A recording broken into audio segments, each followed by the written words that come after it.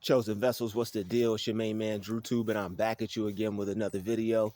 I need each and every chosen vessel to hit that like button, hit that share button, and don't forget to subscribe. Shout out to the GCVs, the Galactic Family, and Drew Nation. Let's get right into it. Look, stop blaming the youth for resampling and recycling. It's our culture. Reach out and settle business. All right, yo, stop blaming the youth for sampling and taking songs, because that's how a lot of people have built their career.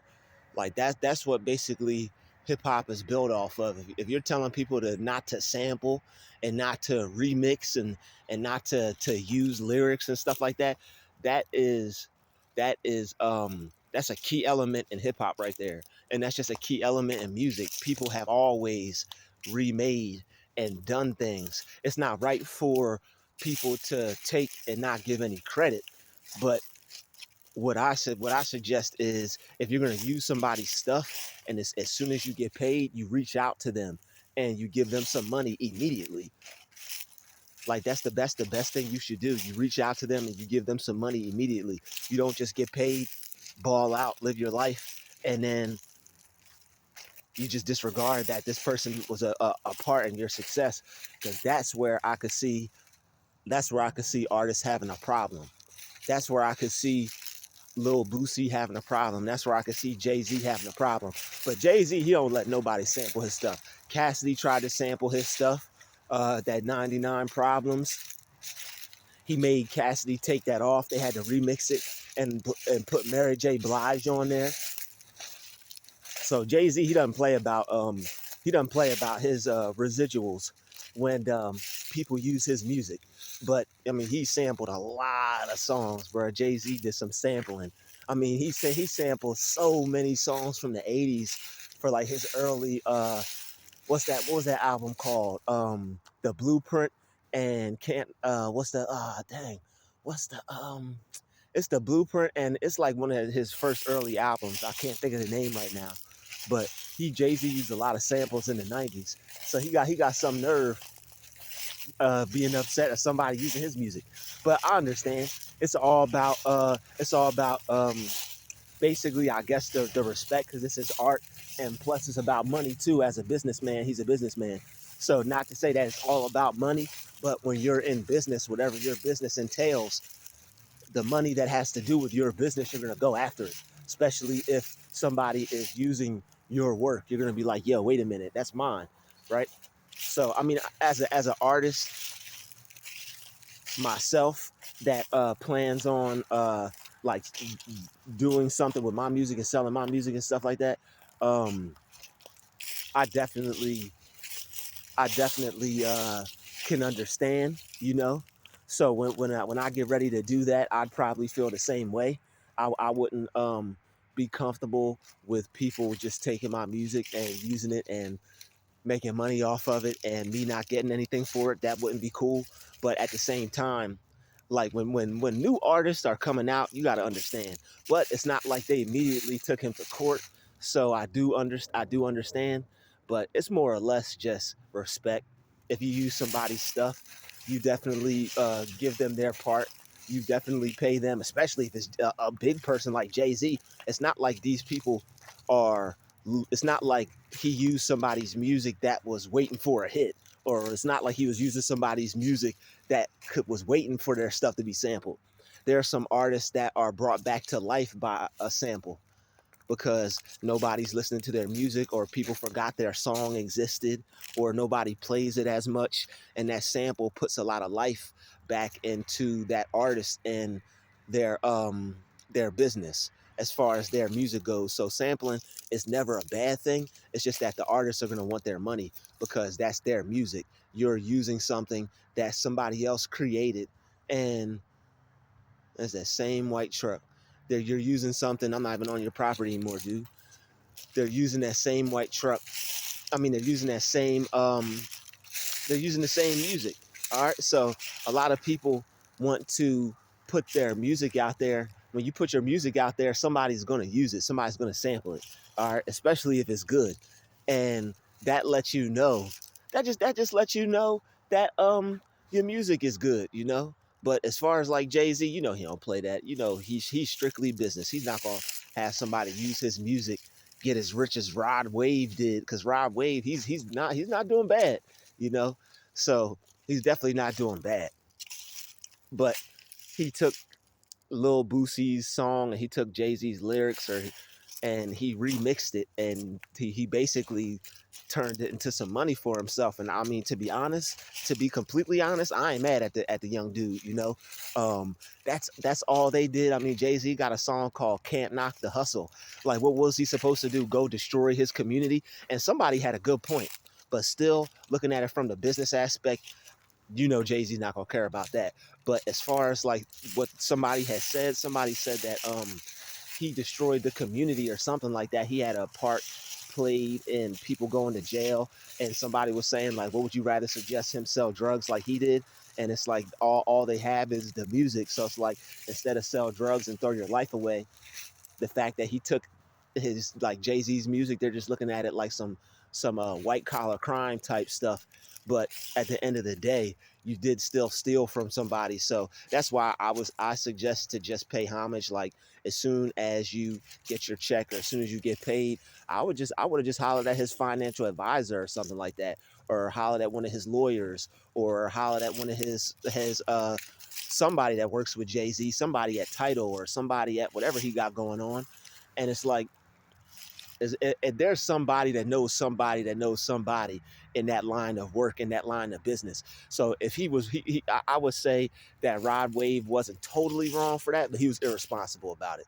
All right, you can't be irresponsible when it comes to doing business. When you sample and you're sharing other people's work and you're making money off of it, you have to do proper business, and you have to make sure everybody's eating, especially the person that created that work. Because if the person that never created that work never created it, you wouldn't have what you had to use in the first place.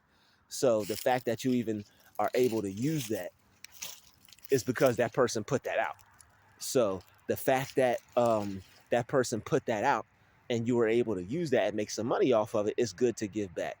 It's good that you do your part and you do fair business. All right, that's why that's all people really want, and I'm sure that's all Jay-Z wanted. Because at the end of the day, you know, Jay-Z don't care about that dude using his music. He doesn't want to see somebody that grew up like him or somebody that looks like him in a similar situation not do good in their life. But also, like I said, it's the respect. Jay-Z is a well-known businessman, and he doesn't play when it comes to his music and his business and people sampling his work. All right, so that's why it just always counts to do good business and don't do anything shady. Don't try to get over on anyone. Don't try to use anyone. Don't try to use anybody's stuff. Always stay focused. I mean, always stay focused. Always focus on the fact that just like you're putting out music, this person put this music out before you. It's cool to sample. People love it. It's fun. You think that the artist would be like, hey, somebody's using my stuff. Cool. Somebody is remixing something that I put out. You think that people would take it as a act of val, like somebody paying homage to you or giving you your flowers, right? But not everybody looks at it like that. Some people look at it as like you're stealing from them. All right, like Andre 3000 said. He said, if I took some corn off your cob, would that be all right with you? And in that song, What a Life This Is, he was talking about how people download music for free. And it's similar, kind of like a similar situation, because like stealing music is stealing music. So as an artist, he wouldn't want his music stolen.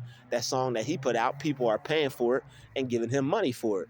So as a business, as a person that's involved in business, as a businessman or a businesswoman, you got to understand that it's just business, and you have to do proper business. All right, even if it is music, even if you're sampling, even if you're just using somebody's song, you got to do proper business. All you got to do is contact the all you have to do is contact someone, and I forget what it's called. You have to basically, you just pay to use the song, and you pay for like a certain amount of plays, or like you pay for a certain amount of years to use it. I think you gotta like contact like ASCAP or BMI or something like that. But I mean, it's really that simple, and that's why I say Rod Wave is irresponsible, because if he had contacted them, it could have been easy. It could have been more easily handled. He wouldn't have had to go to court, right? Like these are things that take time away from your life. Like imagine if he's on tour and the court date is when he's on tour. He got to push it back, or he got to push his tour back, or it just keeps getting in the way of him trying to live his life. Imagine if he had a vacation plan or something like that. It pays, and it's like this is like people cause problems for themselves. Like in a situation like this, he might go blame Jay-Z or something like that, or he might go blame Boosie, but it's like, bro, you did this to yourself. You use their stuff. Like people go create, and imagine like a couple years from now when somebody somebody samples his stuff, he's gonna be like, wait, hold up, wait a minute, wait, you owe me some money for that. You got to pay me. That's my music. That's my material. And people are, everybody's personal about their art, and everybody feels different about the stuff that they create. So even though it's old, or even though it was put out a long time ago, who's to say that he still doesn't feel some type of way about his project? It's his. He created it. It came from him. It's a part of him. It's a part of his life experience. You can't just go take a piece of somebody's life just because it's some art, or just because it's some music, and think that you could just use it without them having some say about it, or without them feeling some type of way about it. They're going to feel some type of way about it because it's theirs. They used it. I mean, they created it. They put it out. They had their fun with it. Like imagine how they felt when they put it out. Like when artists put out music, it's a good feeling that you get, especially when you're successful with it. Like everybody wanted that feeling. Everybody wanted to be successful at something. So like when you're successful at something and you put out your body of work, you just don't want people playing with it. You know, people are, of course, because that's just the way people are. But that's why people get sued. You got Tasha K, you got all these other people getting sued because like when you play with somebody's brand or you play with somebody's business, people take that personal because it's a part of them. So as a artist, Rob Wave should understand that just like his art is a part of him. He be singing his little Big Bear heart out. You feel me? You know what I'm saying? He be singing his Big Papa heart out. Big Papa. He like the new age Biggie. You feel me? He be singing his heart out. You know what I'm saying? And it's a lot of soul coming out that young man. So it's like all that energy he's putting into those records and those songs, he wouldn't want somebody just to take it and just to use it and just to sample it without his permission, without him getting paid for it, without him seeing any parts of the money that come from it. And it's like people go on tours, people get commercials, people get what's the word? People get sponsors, people get halftime shows, Super Bowl shows, people get their music put in movies and stuff like that. So it really is up to the person who created the music. It's like, this is my music. How are you just gonna take it without my permission, kind of thing? So it's like I understand, but when you put music out as an artist, you have to understand people are gonna create. Everybody's going to be listening to your music. There's going to be some people that use your music. There's going to be some people that sample it, chop it up, recreate it, turn it into something new. That's just the art form. That's just hip hop. So when you put music out, you should already know and understand that when you put something out and it's that good along the lines, somebody somewhere somehow is going to use it. Like you can't just put out something good and expect not to have it sampled. Like I honestly, personally, would take it as like an honor to have something that I put out sampled if I was Jay-Z, but I know he ain't gonna look at it that way. He's more of a business person than he is an artist. He's a great artist, but he's more of a business person than he is an artist. Like Kanye, like he have his stuff, like J. Cole sampled Kanye stuff. I really didn't hear nothing about that, but it's probably because number one, J. Cole was a part of Jay-Z's camp, and at the time they would all probably work together and be in the studio and stuff, and him and Kanye I'm sure are cool. But the thing is, J. Cole's a humble dude and he's smart, so I'm sure he went about that the right way and did the proper business. And just damn, it's on the tip of my tongue what the thing is called. Clear the sample. You got to get this. There we go. Look at God. You got to get the sample cleared when you go to use somebody else's music. So it's like all he had to do was get the sample cleared. And plus, like, this is why I say Rod Wave's irresponsible with with all the checks that he's getting paid from shows and stuff like that, it ain't nothing to put out a little 2,000, 3,000, 5,000 to get a sample cleared with a big artist like him. That's just being irresponsible, man. And it's like that's really how Jay-Z, I'm sure, is looking at it, because he's a businessman. So it's like, bro, you can't be irresponsible with other businessmen. You never know. Jay-Z was probably looking at you like he probably liked your music, probably still likes your music, but he probably will be less inclined to do any type of business with you because he sees how you do business. He'd be like, oh, you still got some things to learn, right? And like Jay-Z's like a billionaire or something like that. So it's like, I don't know. He's really about his business, and he can't have people playing with him or his time or his brand or his image as a billionaire. So it's like he got to hop on that, just like he's out in the street. Like to Jay-Z, that's like somebody, it's like Rod Wave just posted up on his block and set up shop and is trying to move a new product. Like, yo, we selling white tops over here. No, only blue tops over here. This is Jay-Z's block. What you doing over here? So it's like, that's pretty much how Jay-Z's looking at it, because like he's street oriented, street minded. He grew up in New York. He grew up in Bed-Stuy, Brooklyn. So it's like, that's the hood, that's the street. So it's like he takes that mentality and he takes that in the corporate office. So it's like the fact that he was a early on street hustler type business dude. Now he just takes that street hustle into executive offices and turns it into a more lucrative bit mindset for himself, a more lucrative business for himself, a more lucrative avenue to make money. I'm pretty sure he wouldn't give up those billions he's making to go back on the corner and make 100,000 a year, or even if he's making 100,000 a month. Even if he was making more money, he probably wouldn't risk his freedom. You know, you could become more successful doing the right thing. In his outlook, he just rapped about it instead of sold the drugs, which still kind of wasn't the most positive thing to do for the community. But that's neither here nor there. People didn't have to go out and copy him, even though they are, and people are influenced by the music. But that's a whole nother video right there. We're not going to go too hard on that. I just wanted to touch on the topic of the youth are going to sample. The youth are going to take the music and redo it. They love it. We love the music that was out before we started making music and stuff like that. So, you know, like any artist that is out, like say like I guess you could say Nelly era, Kanye's era, or Ludacris era, or like the 2000, 2010, 1990s era. Like they love the music from the 80s, the 70s, the 60s, like the 50s, like all that stuff got sampled, you know? And how like it's like really, y'all really got something to say about that?